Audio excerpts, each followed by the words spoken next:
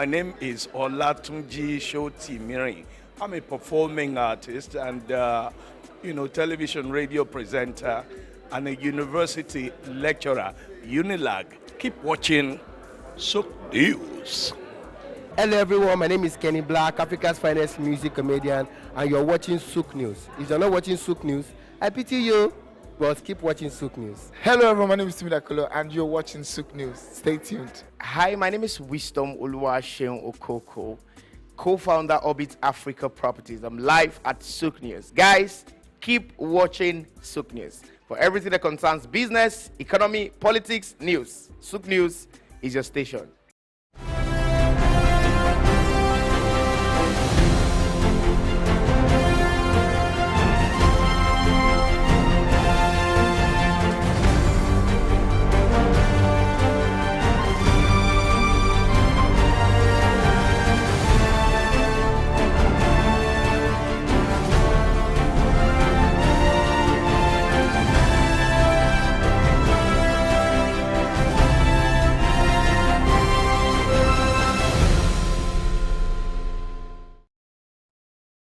Hello and welcome to SOUQ Pulse. We're here again and it's always a delight having you on the other side and making sure that our programming meets you well. My name is Chuks, John-Rogers Chuks, and just like where we start and where we open up the floor and tell you join our conversations on all our social media handles, let's get to hear from you. Let's communicate. Let's throw thoughts, advise each other, encourage each other, and make sure that we move this conversation away from the studio. It's SOUQ Pulse. We look at matters that concern not just nation, but businesses. Businesses that not just put food on the table, but affect the livelihood of communities, families, nations. How do we relate? How do we interact and do business across our borders? At what point do we say that our borrowing, our loans are not heavy? At what point do we say, stop, let's move forward? We look inwards, we look at ourselves. We don't judge, we just tell ourselves, let's get better. My name is still the same, and I have the privilege of introducing to you Mr. Sam. Sir, you're welcome to SOUQ Pulse. My pleasure, Chuks. Thank you very much. Today we are looking at this particular.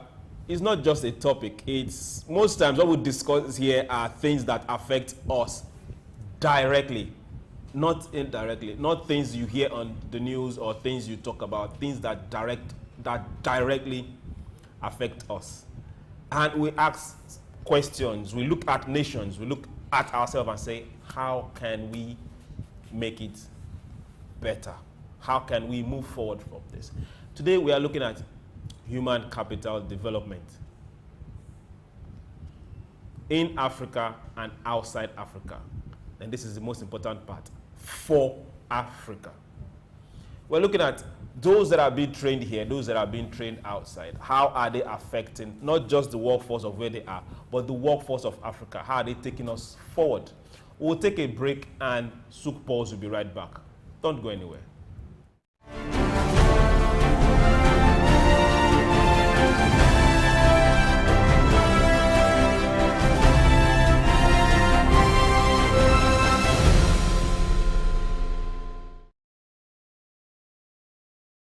My name is Dr. Rafiu Oladipo. My name is Baba Jalal Repega. I'm Reverend Juliet Benite. I'm Godio Didi. My name is Professor Oladokun Sulaiman Olarawaju. SOUQ News is on the ground, loading. Very enlightening, very educative, and entertaining. Thank you to SOUQ News. So I'm happy that SOUQ TV has come into existence. I'm happy to be here in the SOUQ News. I want to encourage you to subscribe to the channel and keep watching news that makes sense. As Browning said, one's extension of one's reach should not exceed one's grasp, or what is heaven for. And I think SOUQ News is doing that. Africa.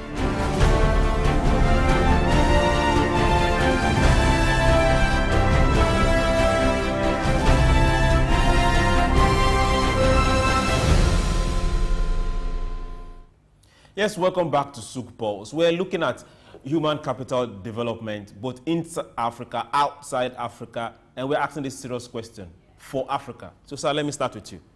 Where exactly is this workforce? Where are they? The workforce is everywhere across the globe.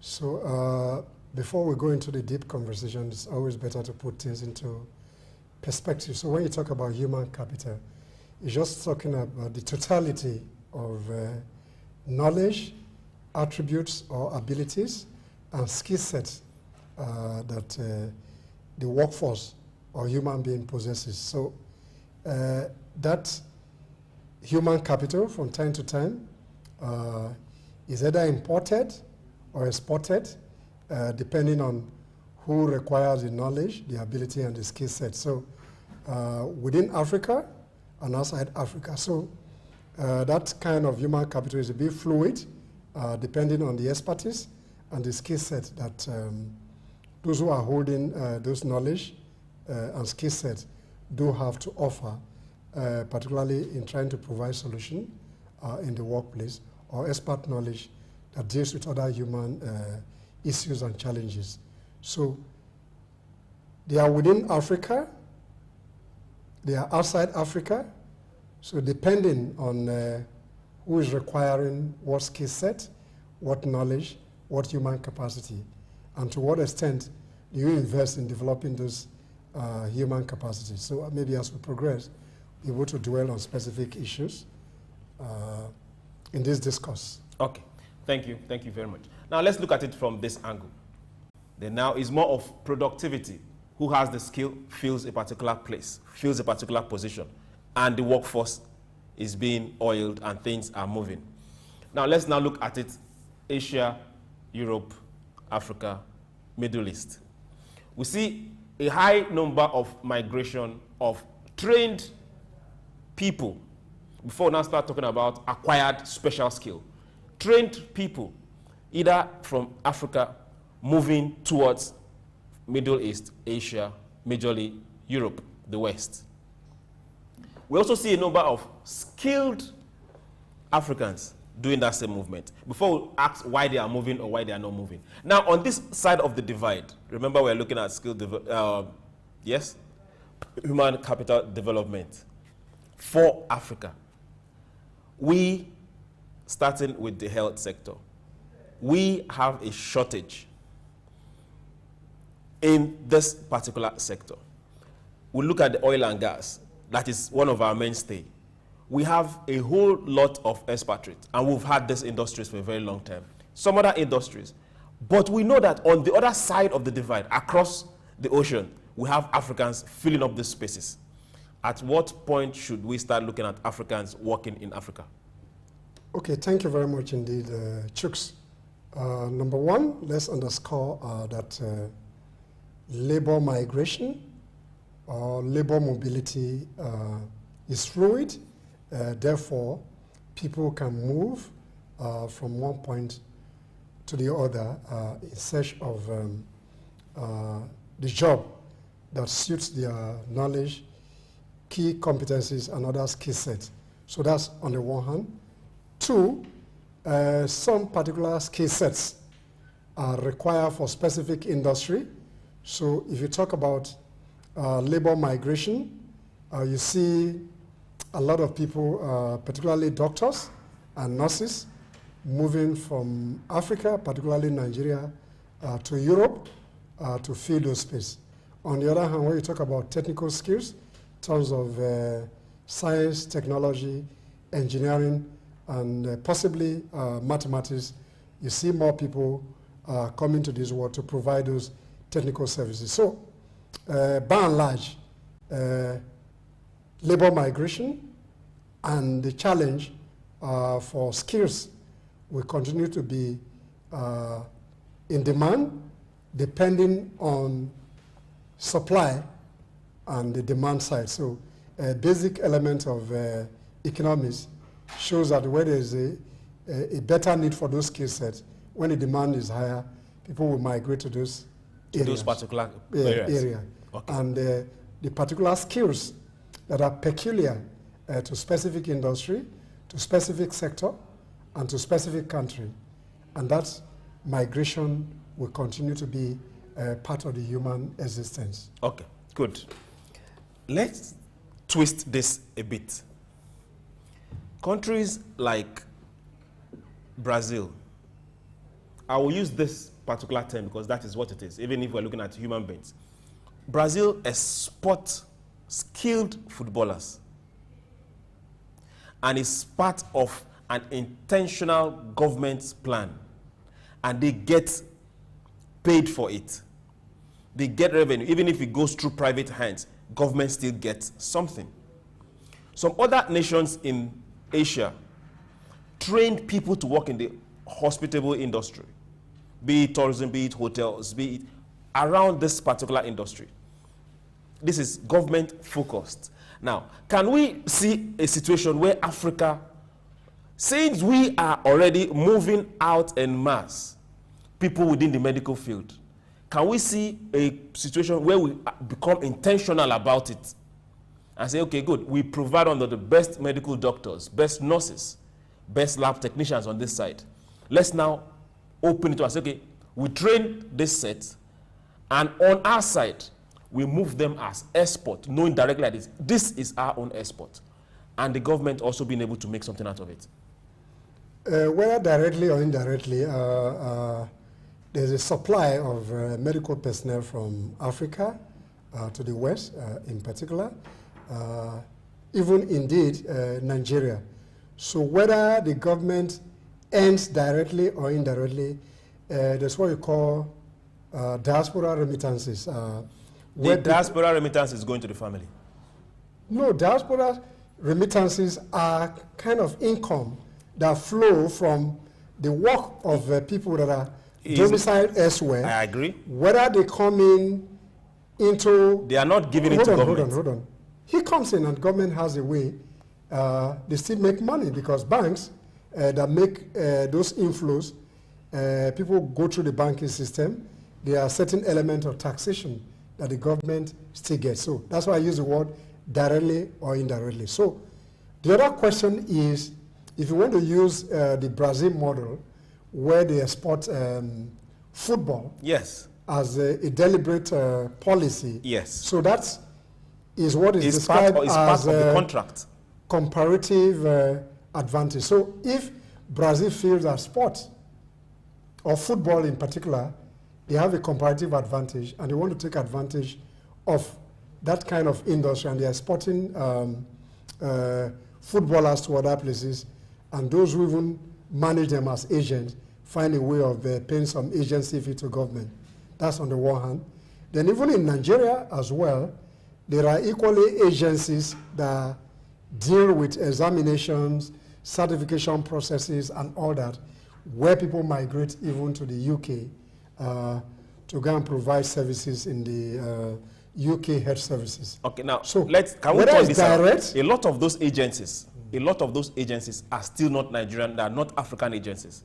The African agencies act majorly as subsidiaries. No, you cannot say for sure that even whether those companies are domiciled in the UK, they still have African presence in terms of those who run those businesses. So personal the businesses? point that we should make here, underscore here, is that labor migration is fluid and is dependent based on demand and supply. Good. So now, I agree with you. Move across border, and Good. there's even a new aspect of human capital development that is new, that is called gig economy.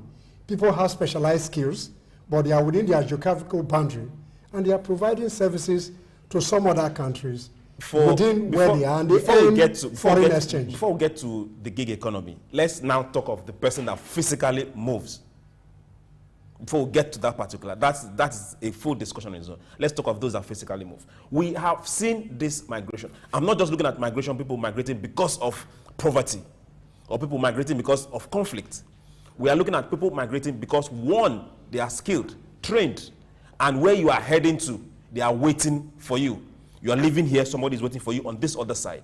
That's why I use the example of the Brazil football scene. Now Africa have seen that this is a continuum. At what point in time can we say, okay, good, let me start today is the 13th day of February.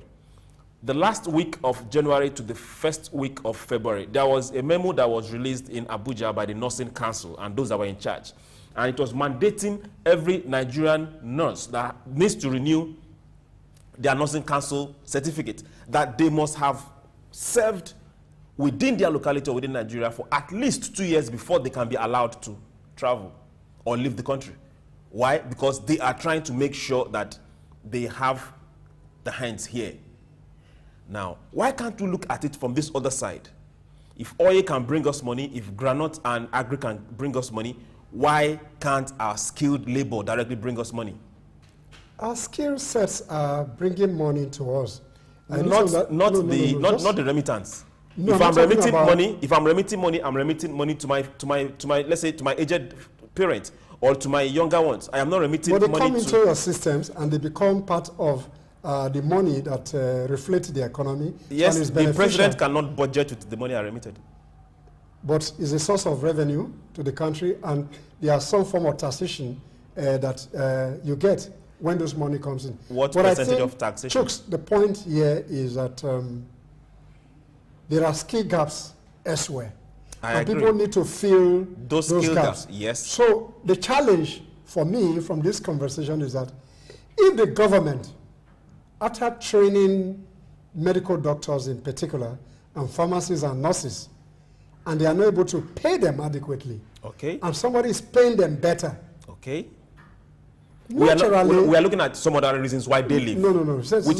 I'm talking about the point where the conditions of service are not very good. Okay. The emoluments, whether salaries, wages are better elsewhere. Okay. So the natural tendency is for people to migrate to an environment where their skill sets are valued, where their productivity is valued, when there's a reward for excellence. So in an environment where mediocrity and lack of investment on the human resource is lacking, then some other people will take those workforces.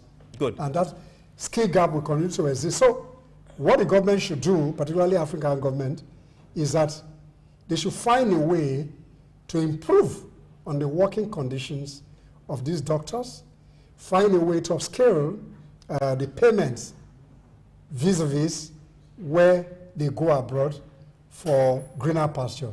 So if you're able to do that, and the working environment and the working conditions are good, then you'll be able to retain some of these people. So, but like I said earlier, human mobility is a fundamental human right. Okay, I 100% agree with you.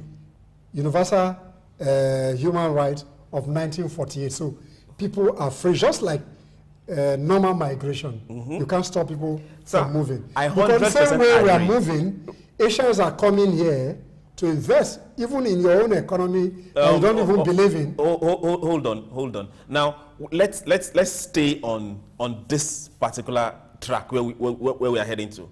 Now I 100% agree with you on movement, the fluidity of skill set. I 100% agree with you that talent will move to where it's appreciated.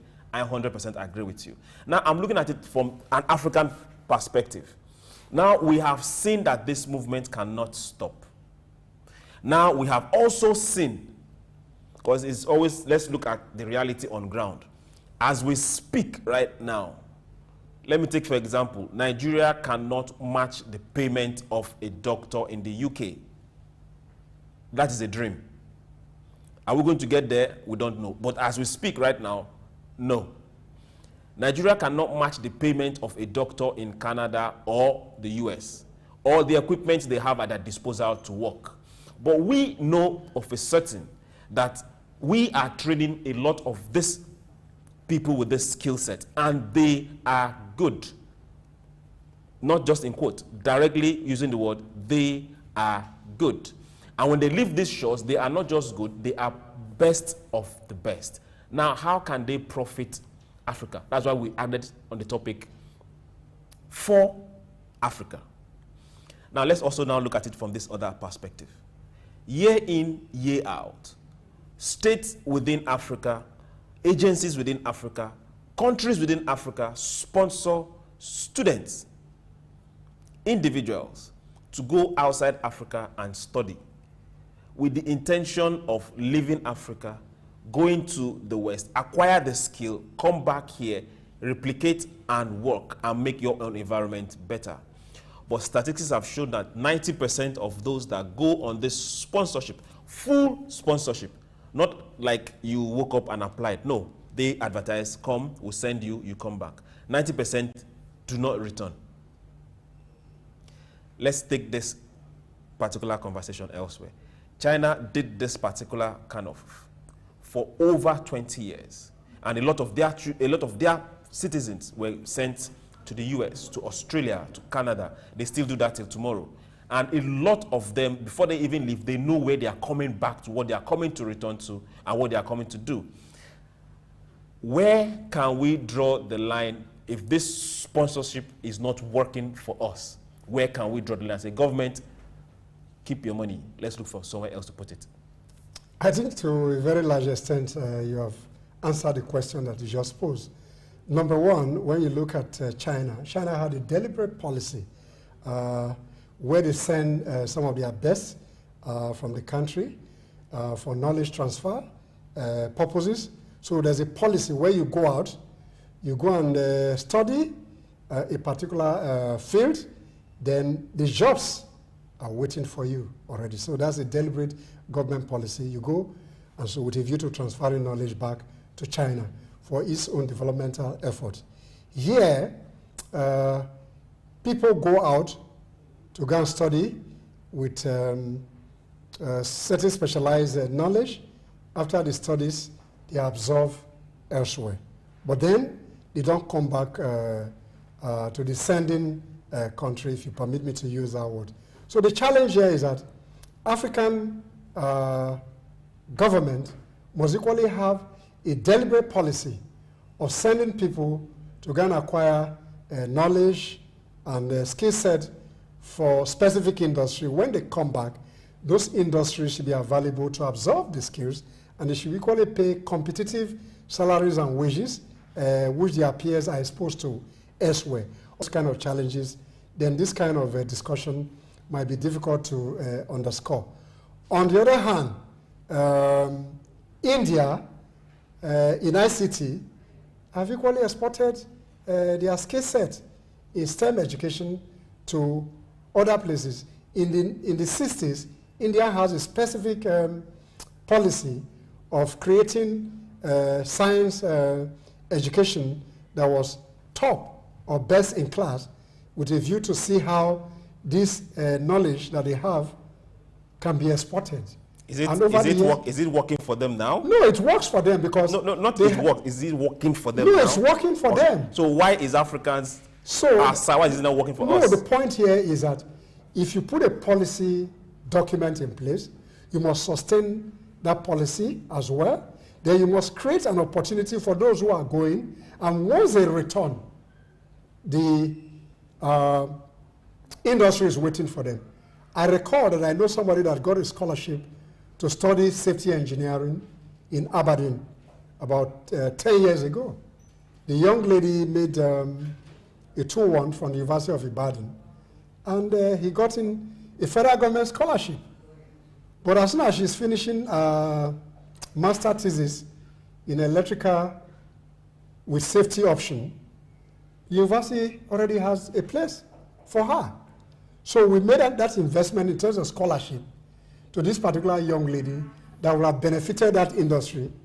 But as soon as she's completing her master degree in safety engineering, there's a job. So she's settled in, I think, Scotland. Okay. So let's take it. Those skill set. Let's take it that. But we use our hard-earned money. Yes. So let's take it that this particular lady that you know is owing Nigeria. But can I say really owing Nigeria? Because Nigeria made an investment. No. Just a moment. Nigeria made an investment this, in her. This has to be written down. No, that if you accept our even sponsorship, in human resource management, there's what you call human resource bonding. That is, you can invest in training people in specific skill set. So what then did there's the an person, MOU. Hold on, there's back? an MOU that is signed that, okay, I will invest X amount to train you, but then when you finish your technical training or specialized skill training in this area, that skill set must be transferred to me for making that investment in you for a particular point in time. So government makes investment on these very bright young Nigerians, and there's no place. There is no place for them to come to. Really. Did they return in the first place? No. Most don't they return. Will return. When? Hold on, they will How? return. Hold on, they will return if those environments are conducive. And this happened during Link With You in Singapore, where they had a deliberate policy of attracting the best and the brightest from wherever they were in the world into Singapore for their development. Upgraded the salaries of public servants equivalent to the private sector. So wherever they were offered same level of payment, same level of emolument, same level of extraordinary comfort that they would have enjoyed if they were absorbed elsewhere. Now, so let's the point I'm making in Let's this look at it from argument this side. is that they make an investment, but then when you make that investment, Are they making an investment to throw it away? No, the point I'm trying to underscore. The person here, that took the investment or benefited from the investment knew from the start that I am not going to return. No, that's not the issue. Let's get this point. How very is clear. Africa benefiting from No, this the point I'm sponsorship? making, get this point, Chuks. I'm saying that if you make an investment in human capital and people have specialized skill sets that they don't have within a national boundary and they have gone somewhere else to get those skills, then the country should have a deliberate policy in place where these people can get some kind of bonding. Where they finish their studies, they come back to transfer those skill sets or knowledge to a particular sector where they are needed. Okay. So they don't make that decision to remain elsewhere where somebody is able to offer them a more competitive pay that you are not able to provide. Okay. This particular discussion and talk will continue right after this break. Don't go anywhere.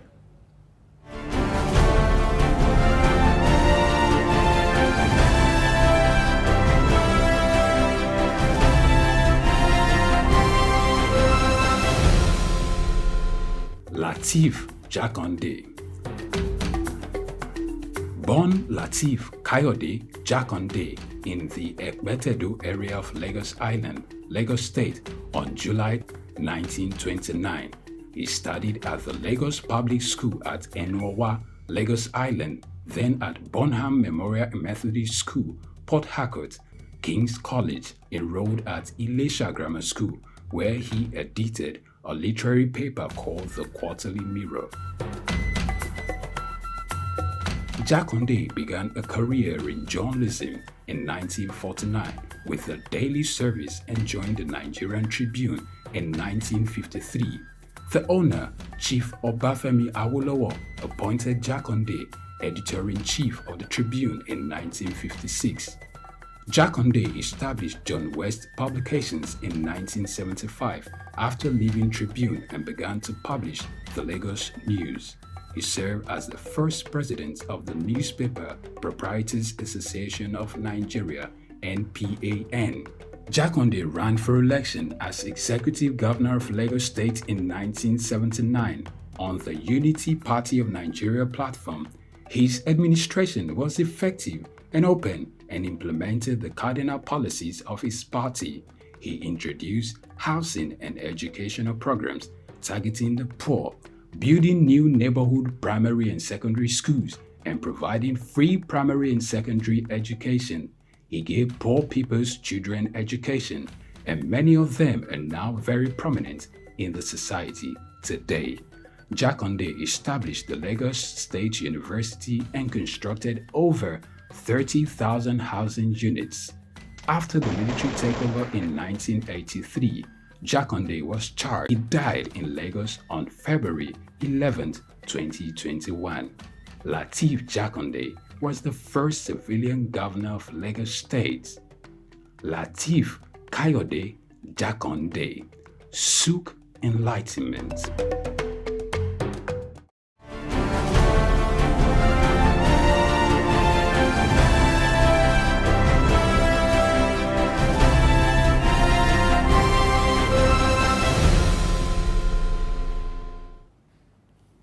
Welcome back to SOUQ Pulse. We're here and we are still discussing human capital development in and outside Africa, but the catch words are this: for Africa. A lot of points have been put forward, and hey, on this side, I am for Africa. So, sir, we were talking about the sponsorship, scholarships given to indigent students, citizens of African countries, be it from the state or from other agencies within the state, and they get to travel outside Africa, and over 90% of them do not return. We know that these countries where they go to study, once these citizens, this set of skilled people, as they are finishing, even before they finish, we know that right from when they start their study, the country automatically has a workforce. And they, on the other hand, are also trying to make sure that they get the best out of these people that have been trained. And they are not training them for free. Just like we say here, it's a race everywhere. So be it production, be it skill, be it talent, human capital is also marketable. So they, on the other side, will also want the best. At what point can we say, Africa, what policy can you put forward, whether they are coming back or staying out, that will make you profit from this particular investment, you called it? On the soft side, for Africa as well. But the point that we're trying to make earlier here is that this country that has policy to absorb the best and the brightest need those skill sets to develop their economy. So the point I was trying to make earlier, or what I'm canvassing, what I'm putting forward, is that Africa, as a collective, that's in terms of leadership, of about the 54 countries that make up Africa, should put deliberate policy in place where they can attract the best and the brightest of their citizens that have gone abroad to acquire certain knowledge, certain attributes, and skill sets that will help in the development of Africa. So the point is, if I live here to go and study in Germany, and I'm very good, and they want to retain me, then Africans should put a competitive environment where people naturally will come back home. And those things happened here in the past, where people are attracted back as soon as they finish their studies abroad. The jobs are already waiting for them. And I recall one of the conversations that I had with somebody recently. He was telling me that as soon as he graduated from the University of Lagos, he had about 6 to 7 jobs. They were waiting. Is it in this era or? In some era, I'm just trying to... Some era gone. Yes, so I'm trying to underscore the point that we miss something at a particular point in time. You're saying, how do we benefit? So I'm trying to provide a framework, an environment that will make the government to rethink its policy framework so that we can get the best and the brightest. And one of the major positive impacts of international migration has been that the West always retain the best and the brightest. And those ones that have challenges are brought back for resettlement in their home country, where those who can contribute to their economic growth and development are retained. So the point is that if you send people to go and study aeronautics engineering, aerospace, provide those industry and attract them back so that they can come to the country. And this happened, and the example I gave, the person has to prioritize those jobs. And he made a decision to go to the Central Bank of Nigeria at that particular point in time. As he's resuming, as soon as he signed off his employment letter, the Central Bank of Nigeria sent him abroad to Cranfield Institute of Management Technology to go and do an operation research. So he was paid allowances to study, his salaries was running. So those countries that retain these brightest have deliberate policy. They are spotted even while they are in the field of study or they are doing their research. So the point is that government should have this deliberate policy wherever they have sent people to, even private investment that sponsor people, they should provide a window where they can be attracted back.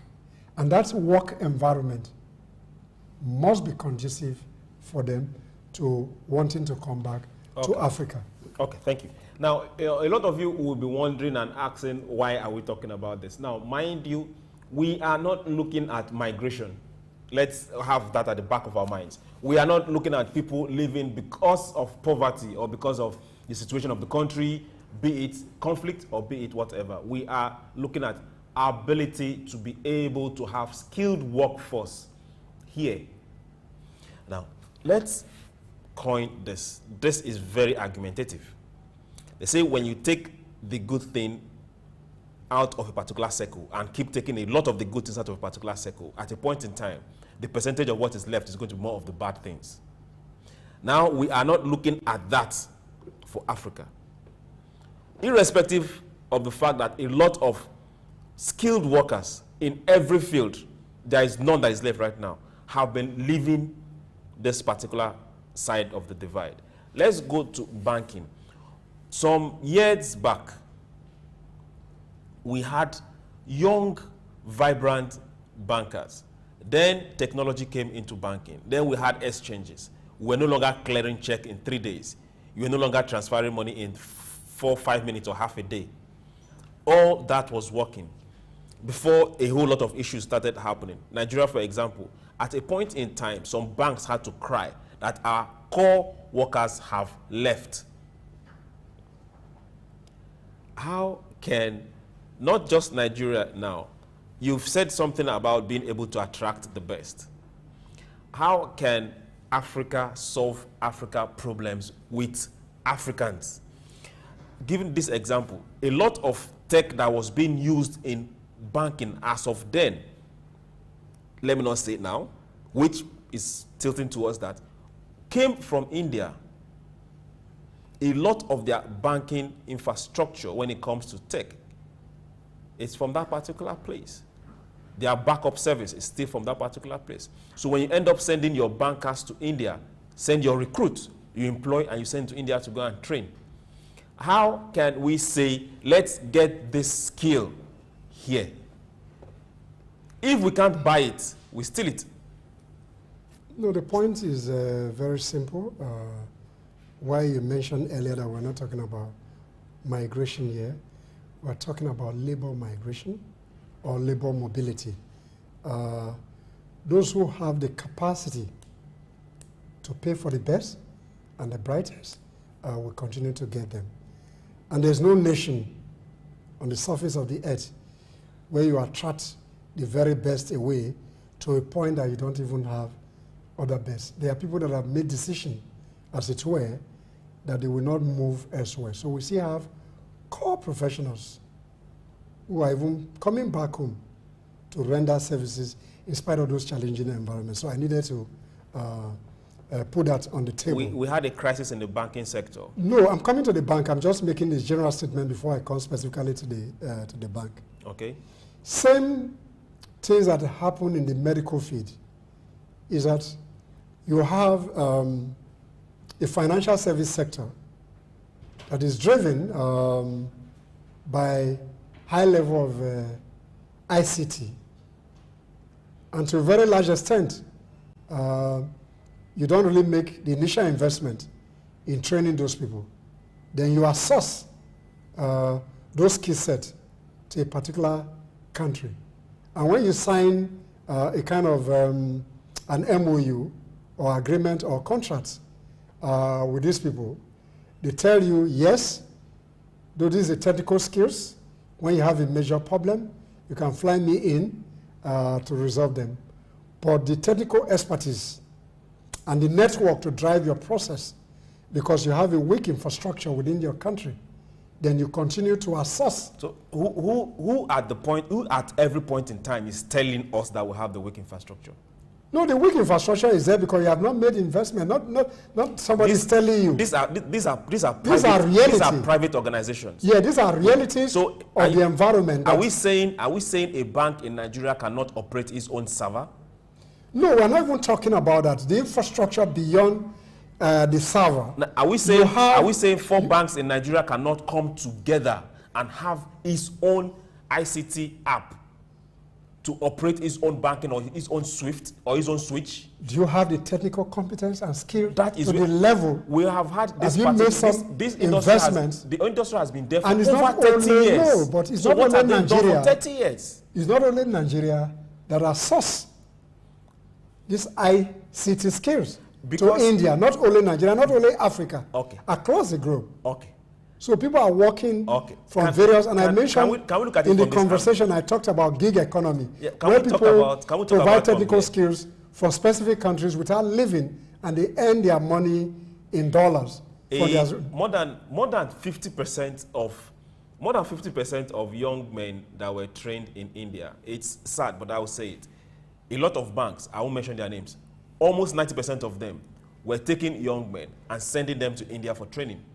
They'll go to India and do 3-6 months, and they will return. They'll go for finisher courses. Not here in Nigeria. Not even the clearing houses were offering those trainings here in Nigeria. They will send them to India, and they will return. Now, in the last 4 years, I can close my eye and keep counting names. They've all left, and they didn't leave with giving you notice. And as they were leaving, a lot of them, before they get to their destination, there's a job waiting for them. Why won't the banking sector here suffer? So at that point in time, did the banking sector not see this coming?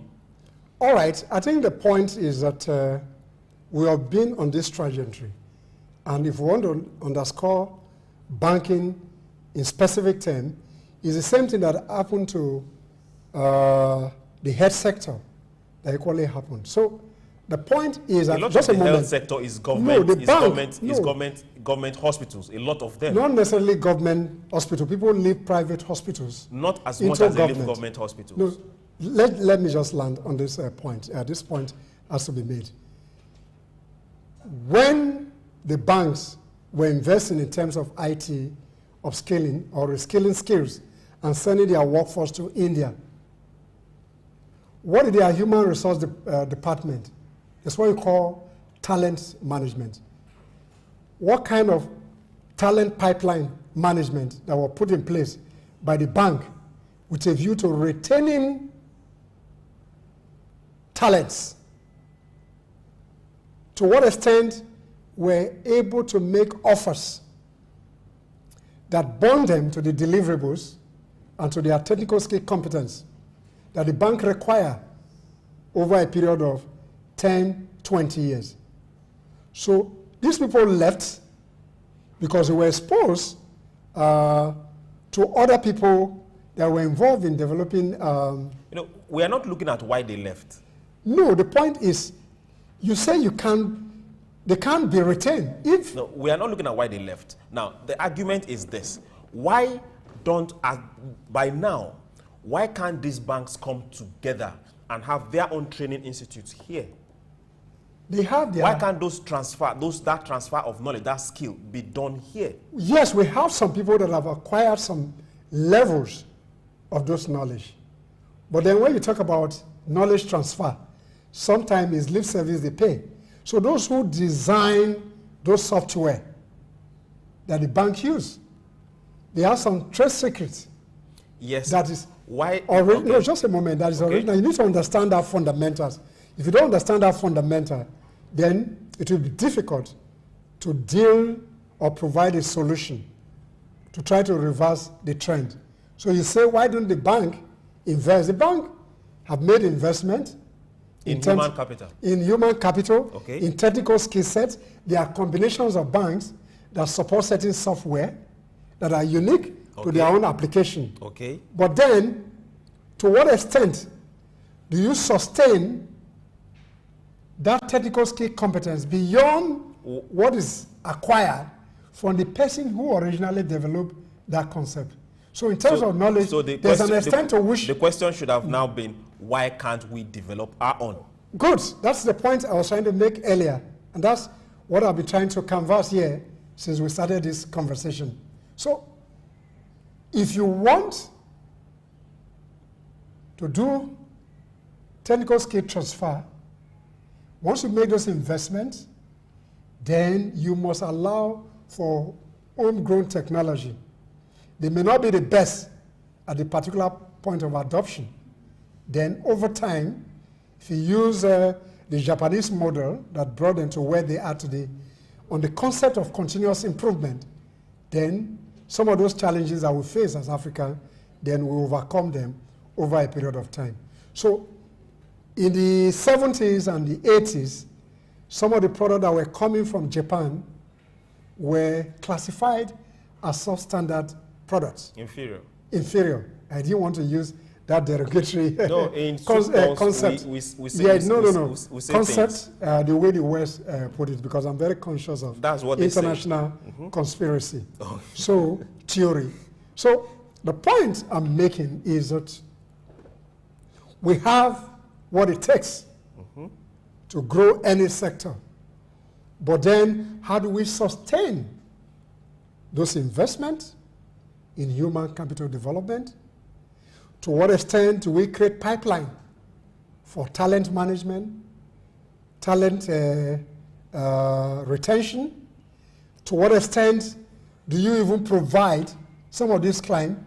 They have what you call investment on key men. It's an insurance policy that companies do for their key competencies that exist within the labor force. They insure their knowledge, their abilities, and the skills that they have to such extent that they want to retain them.